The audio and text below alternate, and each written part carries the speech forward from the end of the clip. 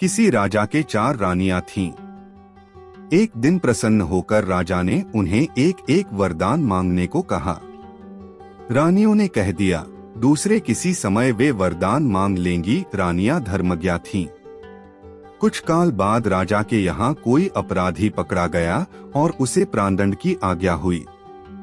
बड़ी रानी ने सोचा कि इस मरणासन्न मनुष्य को एक दिन का जीवन दान देकर उसे उत्तम भोगों से संतुष्ट करना चाहिए। उन्होंने राजा से प्रार्थना की, मेरे वरदान में आप इस अपराधी को एक दिन का जीवन दान दें और उसका एक दिन का आतिथ्य मुझे करने दें।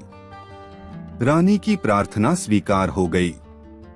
अपराधी को वे राजभवन ले गईं और उसे बहुत उत्तम भोजन उन्होंने दिया।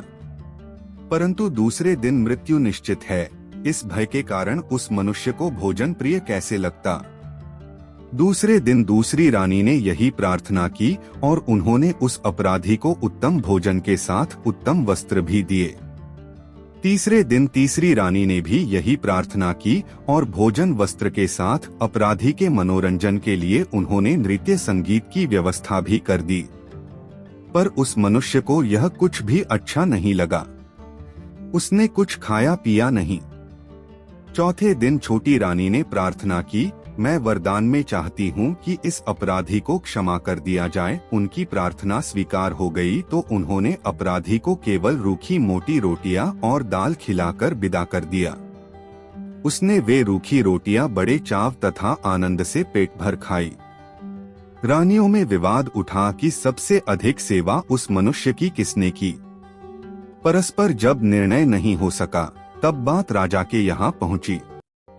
राजा ने अपराधी को बुलाकर पूछा तो वह बोला, राजन, जब तक मुझे मृत्यु सामने दिखती थी तब तक भोजन, वस्त्र या नृत्य समारोह में मुझे क्या सुख मिलना था। मुझे तो सबसे स्वादिष्ट लगी छोटी रानी माता की रूखी रोटियां, क्योंकि तब मुझे मृत्यु से अभय मिल चुका था। इसीलिए कहा गया है, न गो प्रदानम न मही प्रदानम न चान्नदानम न सुवर्णदानम यथा वदन्ति बुधाः प्रधान सर्वेषु दानेष्वभ्य प्रदानम।